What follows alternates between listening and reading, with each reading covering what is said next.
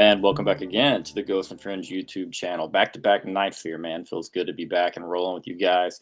Checking in first, Mr. Ted, Jared Ted, also my lawyer, according to Twitter. But anyways, guys, thanks for you that are here. I know I was late, and I'm actually going to blame my wife on this. I would be real with you. It wasn't my fault this time, which is rare, to be honest, in this household. Most things that go wrong are indeed my fault. But thanks for being here, guys. I really, really appreciate it. Last night was a lot of fun.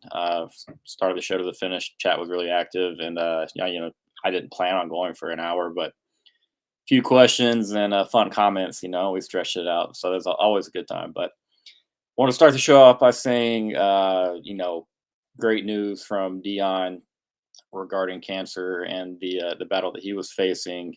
Obviously, there's a lot of different rumors and stuff going on yesterday, and then early this morning, and then he kind of squashed all of that. I've been pretty dang hard on Dion since he got to Colorado.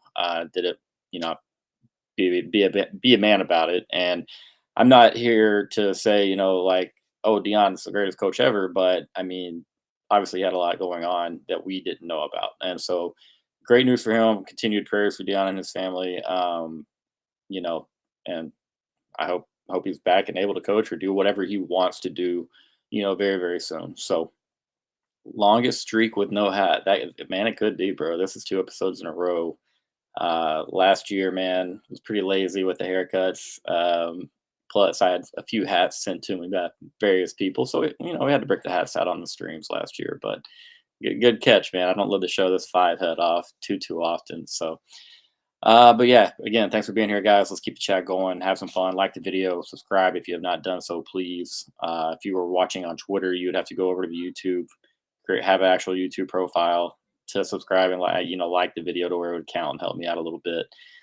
Yeah, that means a lot, man. I know you just boosted me, but appreciate you, man. It's always fun talking with you guys.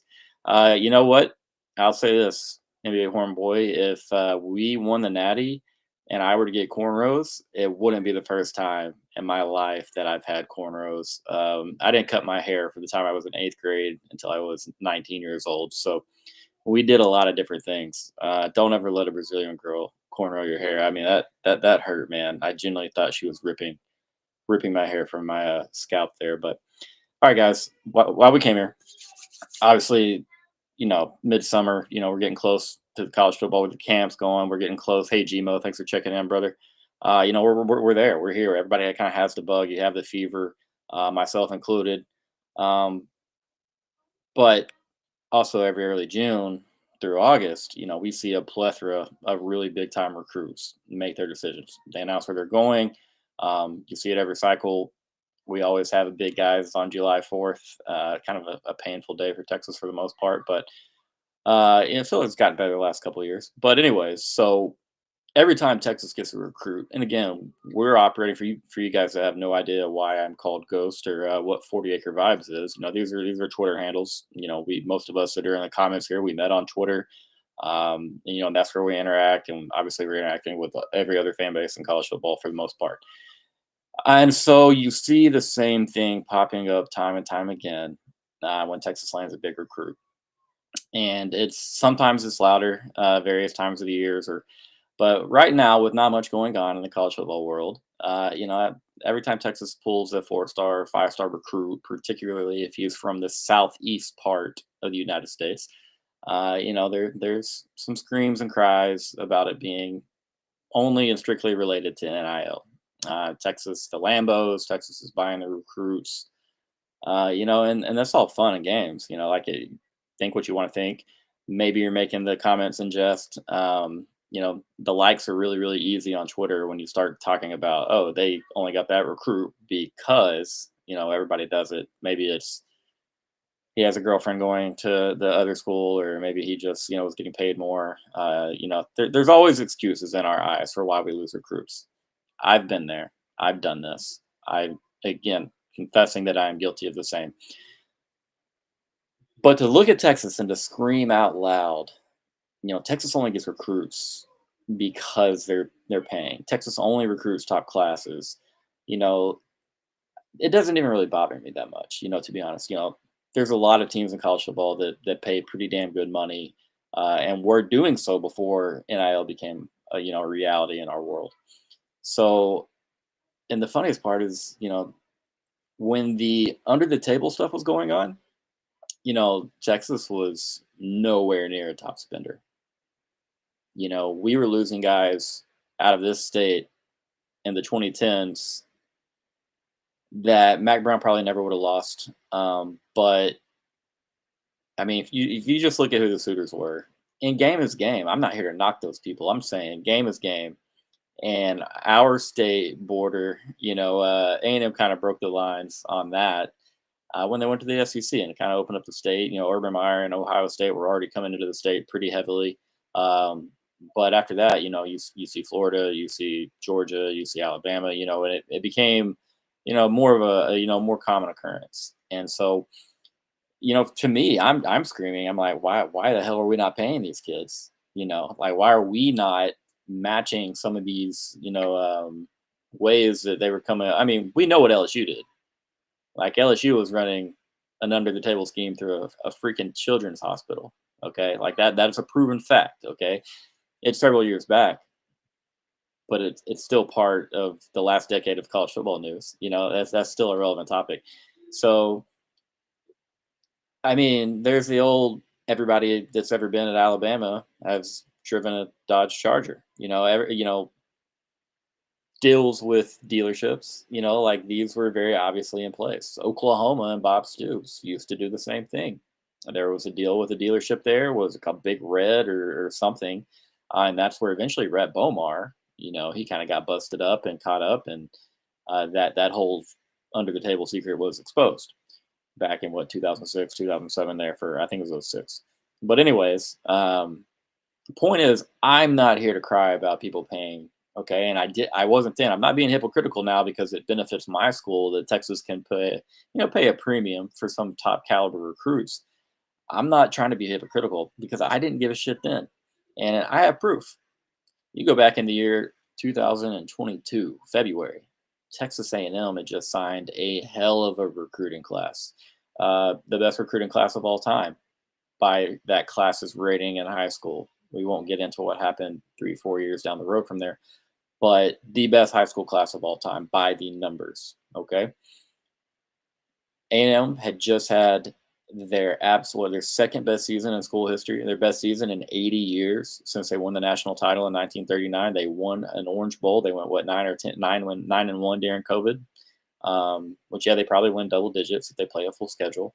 But they take out Mac Brown and the Tar Heels in the Orange Bowl, a team that was playing without its top two running backs. And I'm not taking away from A&M's win, but my point is like, are we going to sit here and tell ourselves like, oh hell yeah, man, all these high school kids they saw that one Orange Bowl run, and all of a sudden they're like, College Station is the place for me, or were there other things that went along with that?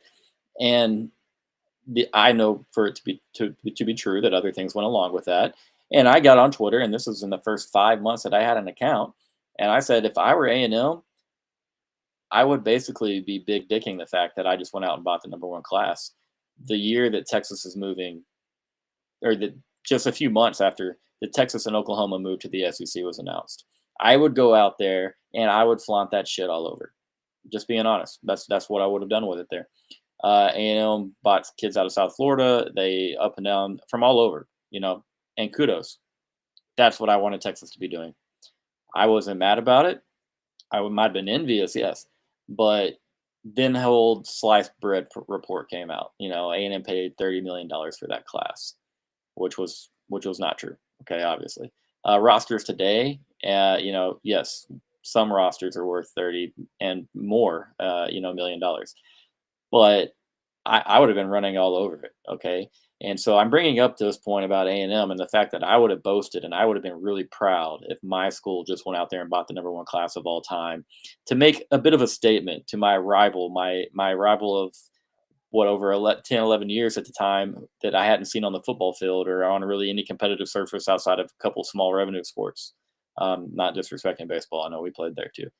But I bring all that up because, bro, if Texas was going out and buying every recruit right now, I would brag about it. I would be like, yeah, I mean, get your money up. What'd you say, Clint? Get your money up.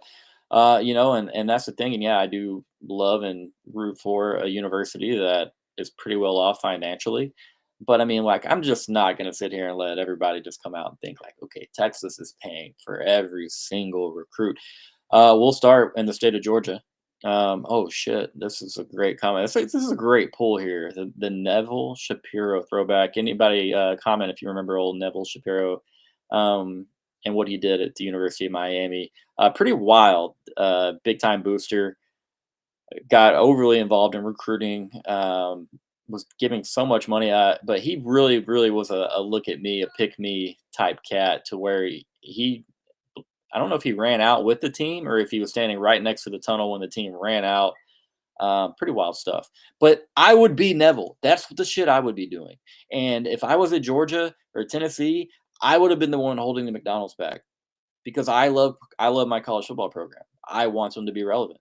And if everybody else is doing it, how is that a sin for us? If the NCAA turns an absolute complete blind eye to everything, why aren't we doing the same? And we did. There's an under the table situation at times in the past with Texas, but now we don't have to fight and combat that SEC patch that Texas A&M and the SEC schools put on their jersey every week. We are in the conference and we're members of the conference. What's something else that Texas didn't have in the 2010s? Oh, a decent fucking head football coach. Let's call it what it is. Tom Herman, good guy. Charlie Strong, good guy. Football coaches, Tom Herman wasn't prepared. And I mean, he just wasn't. He thought a little too much of himself. And, hey, cornrows might have to come early if Trent Henderson flips to Texas. But, we didn't have the type of coach that we have now. Nowhere close. Texas was rotting from the inside out in the 2010s. From a culture standpoint, from a buy-in standpoint, boosters, admin, fans. I mean, there nowhere along those lines was everybody all the way in with full and complete alignment, and that's what Texas has right now. So I think you all know where ultimately this point is getting to, but Texas has won 25 football games in the last 2 years.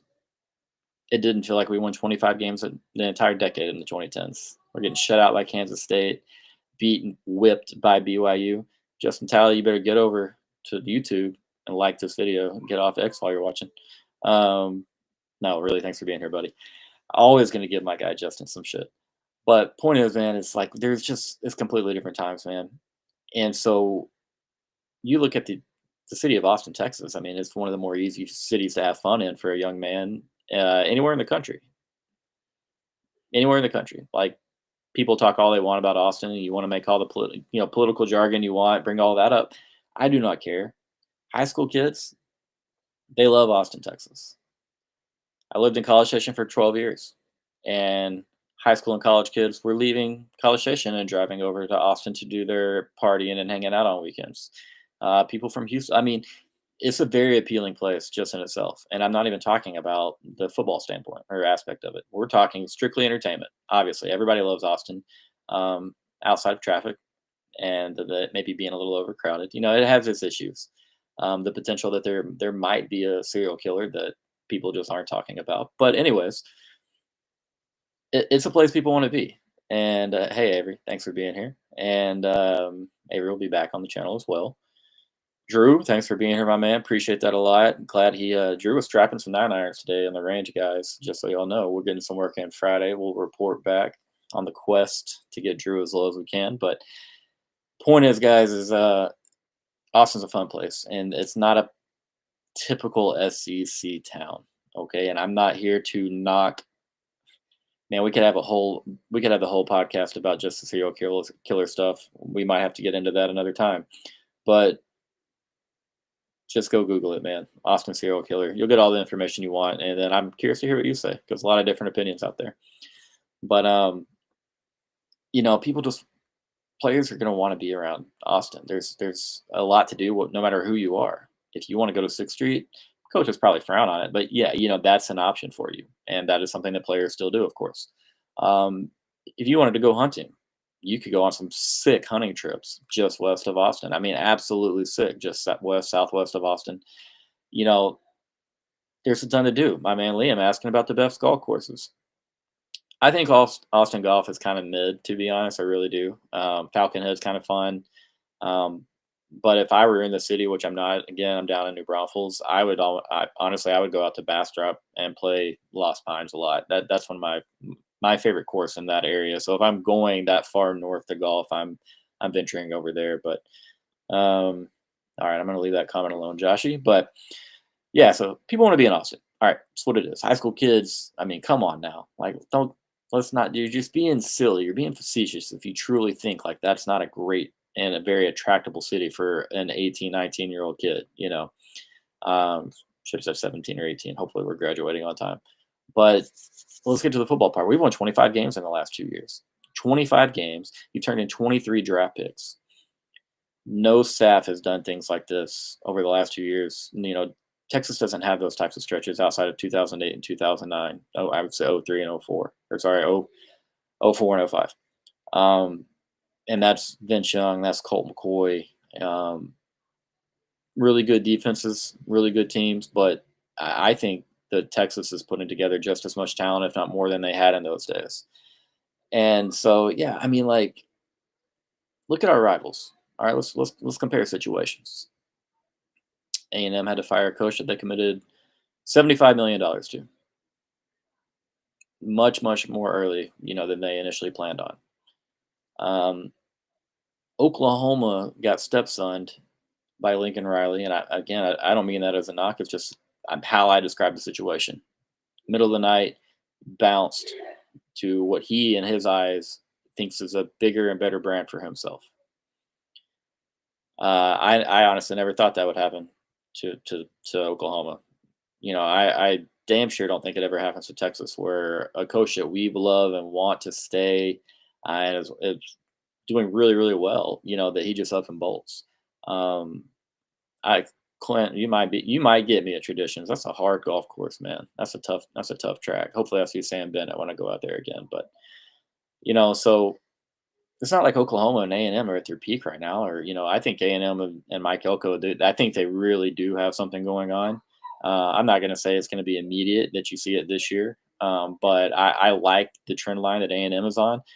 Still great concerns about Oklahoma. Okay, we're going to win the majority of head-to-head recruiting battles with those two while they stay in the in the state that they're in. Well, Texas has been dipping into Georgia. All right. And Georgia fans are mad at Texas. Georgia fans should also take a look at the top 10 in the state as far as their own recruiting rankings and realize that A&M is an issue in their state as well right now. But I'm sure that everybody just loves College Station and Kyle Field and the 12th man and all the towels and Eye Patch Rev. And, hey, Eye Patch Rev is going to go hard. But you didn't see all the posts when kids from Georgia, the top kids, were committing to A&M. You didn't. And so I think that we've struck a little bit of fear, which is weird. So we all went 2 against them. But I think that Georgia fans know that we're here to stay. I won't say they fear Texas, but they know that Texas is not just Texas, it's Alabama. And they see that as a threat, and, they lash out at us a little bit. And I get it. They should. They just beat us twice, whipped us in our backyard, and then beat us for an SEC title. They own the bragging rights, and they should definitely be loud about it. My complaint is about the recruiting. Just say you whipped our ass on the field, and that Sarkisian is going to need Justice Terry, that he's going to need James Johnson, he's going to need Tyler Atkinson. I'm going to have a lot more respect for you and your angling. I'll think you really are about some trash talk, but it's coping. I lost Felix Ojo because Tech paid him $1 billion. My thoughts were, dude, Tech has invested in football. Good for them. And there's a lot of other things Texas could do with the money that he was, allegedly wanting. I'm not here, you guys know I'm goofing. I'm not here to say a dollar amount that anyone got. It's crazy times we're living in because I do know of some of these dollar amounts, but you have a $20 million cap to use across your athletic department on recruiting. 20 or 20, 20 and a half. Y- there are some schools, and you're supposed to run everything through NIL Go and the clearinghouse, and there are some schools that are doing twice what Texas is doing. And no one's going to believe that because my name is a Ghost of Texas Football, and I'm running a mostly Texas-based podcast. But it's truth, man. It really is. You don't think that there are a ton of these other schools similar to like a Texas Tech, maybe not on the scale quite as grand as what a Tech is doing. They just want to be relevant so bad that they're just throwing out crazy offers to a lot of these top recruits to make a splash, to get some momentum, to try to build something. And I mean, there are several, and if they're not, why are they not doing it? I respect them less. Be aggressive in recruiting, go after kids. The NCAA is attempting, Donald Trump is attempting to put some type of mandate on the whole NIL world that we live in now. But man, what a great point. You like led me in. What a great segue. Texas has always recruited well, people. Texas has always recruited well. Charlie Strong, I don't remember which recruit it was back in 2014 or 2015, rather, but you know, in an interview after committing and signing with Texas, they asked about for kids that don't want to go to Texas, what's his message to them? And he simply said, "Don't let Charlie Strong sit on your couch." Charlie Strong was a good recruiter at the college level, several places: Florida, Louisville, Texas. And Tom Herman was a good recruiter at certain positions. You know, I am of the belief that any one of you guys in the chat, myself included, my 5-year-old in the room over here, that we could go in and recruit well at Texas. As far as having stars, as far as recruiting rankings, am I saying that we're going to recruit the way Sark is? Absolutely not. I'm not discrediting Sark or Kyle Flood or Jeff Banks or Chad Scott or any of the guys that put in mega work with Texas recruiting. All I'm saying is that big time difference between a Steve Sarkisian and a Tom Herman top 3 class. Sark's has substance. Sark has needs filled across the board. Okay. And Tom it seemed to be a bit more of a star chaser. I want to make a splash. I'm going to sign 100 defensive backs in one class. That's not what he did. But we know he overdid it in certain positions. And maybe he didn't ignore, but he was unsuccessful in a couple of key spots as far as position goes. And so Elon donating to Texas NIL, I'm about it. Where do we sign? I think we know where to reach him at. It'd be awesome if Elon didn't run his own Twitter account. I don't know why that thought popped in my head, but so Tom Herman and Charlie Strong recruited well.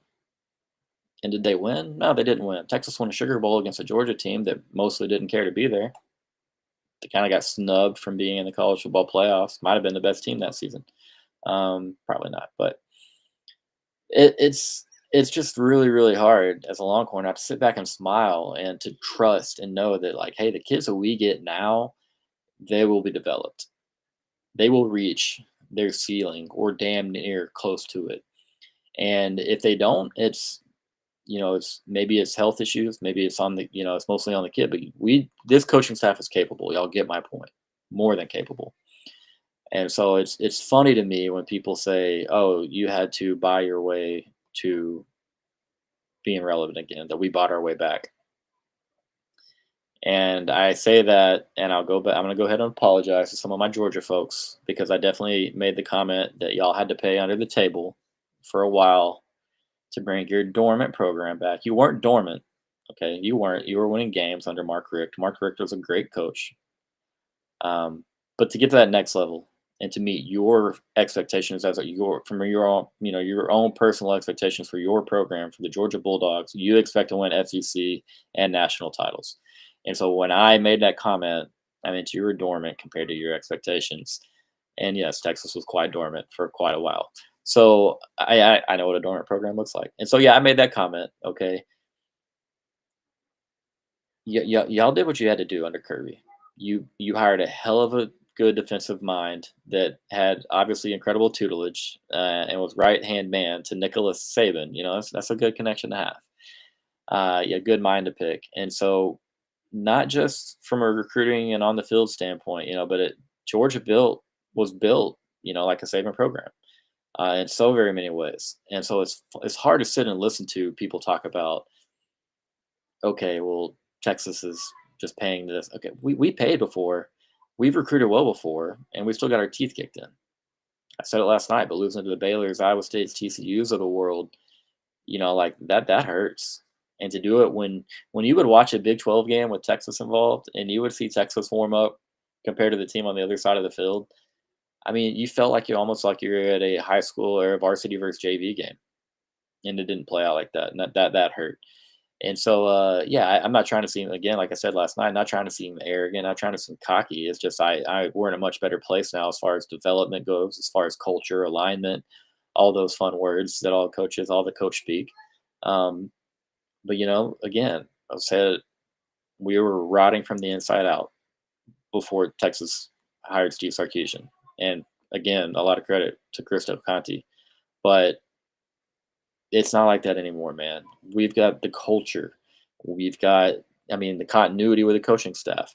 Our players are so very well social media trained. Like, it is incredible to go listen to our guys leave the University of Texas, go do their draft interviews, and to hear the things they have to say. And I mean, it's not just they're well spoken, but there's depth behind their words and in those interviews, and it's really really impressive. And again, recruits look at many different things. Maybe one recruit only wants money. Maybe one recruit wants money and he wants to be a part of a damn good program. Does that make him just about money? Probably not, right? You start to find maybe what the best deal is for the best program that fits your needs. And so I think we're insulting a lot of these recruits when we're accusing them of only being money minded. I don't think that a lot of them are quite as shallow as that. And just because one, two, three, four guys a cycle, maybe they abuse the situation and abuse the process a little bit. But in my eyes, I don't think that equates to, I mean, these are kids. They're still kids at the end of the day. But in my opinion, these are kids that see Texas again as a cool school. And I think that's kind of a lame term, but I think it's not a really, I think I've seen the inside Texas guys use that term. But when Johnny Manziel was at A&M and M and Kevin Sumlin was there, and we talked last night about that a little, the high flying offense and them running around scoring a ton of points. A&M was a cool school. Drake was wearing Johnny jerseys, and I mean, a little bit of swag to the program. Another lame word, but my point is, man, is like Texas was boring. Mac Brown at the end of his times, Charlie Strong at the beginning. We could barely complete a forward pass. And Oklahoma for a damn long time was a really cool school under Bob Stoops and Lincoln Riley as well, scoring a lot of points. Every quarterback they had was sent to New York for the damn Heisman ceremony. They had receivers. I felt like they always had a small, sub 6 foot wide receiver that, at some point in some game that year would have a like 250-yard, 3 or 4 touchdown game. And I mean, receivers see that and they're like, I want to be that.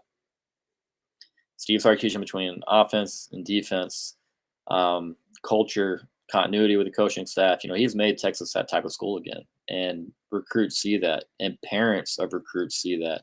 Texas has done really, really well with parents of, or with recruits that have parents that are former athletes themselves, particularly at the pro level. Several of them. Obviously, Arch Manning, Santana Wilson. There's others in there as well, and you got to think like these people know ball and they're trusting Steve Sarkisian. And so, man, this beard looks not very good, brother. I'm just far away from the count. I'm going to take the compliment, but I'm going to say your beard probably looks better than you think it does, because mine, I think mine's struggling right now.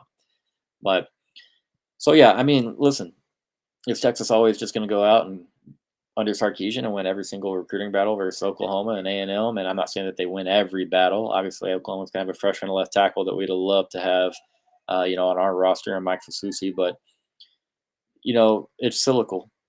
college football silical teams are gonna, they'll rise and they'll fall. The recruiting will rise and it'll fall. We saw Texas fall very short time after rising to as high as it had been in 30 plus years. And so, I mean, it's going to be the same thing with recruiting. You're going to have these lulls. I know that Oklahoma probably gets real frustrated right now when you look at the way that Texas and even Texas A&M, LSU are recruiting. The regional rivals. They all have a direct effect on one another.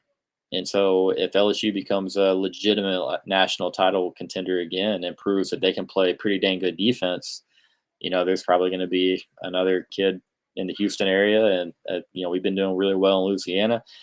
Those things could change, and so root for Aggies to lose, root for the Senators to lose, like always, and Texas to continue just doing its thing. But to think it's all about money, man, I think we're doing the kids an injustice there. I really, really do. You go out and you win as many football games as any other program in the country over the last 2 years. You put out the most draft picks over the last 2 years. You have the state capital of the great state of Texas right here with Austin and all the fun that you can have there. I mean, to act like it's asinine that a kid from anywhere in this country would choose to play football for Texas I mean, it's silly. And just take a look in the mirror if you're from the SEC, because you've been doing the bad game for a long time, and I respect it. I really do. I think it's cool that y'all are as bought in as you are. I love that it has awoken some members of our fan base to the level that you guys and myself and these guys in this chat here think. We're passionate, we're diehard, we're rabid, we want that shit. I'm not gonna throw water bottles, but I still promise that I want it, man. I really do. But just my thoughts on it, man. I think it's kind of a silly to some people that I have really high opinions of in the college football world, and they're gonna dog Texas every opportunity they get. Um, it won't ever stop. They love to hate us. I get it. I love to hate a few particular college football programs myself, and so the more that we win, the louder the hate's gonna get. It is what it is. But most importantly, guys, thanks for being here. I'm gonna let you go enjoy the rest of your evening. I said we do a short show. I'm gonna stay true to my word here this time. Thanks for checking in, guys. Like the video, sub to the channel. We'll catch you later, man.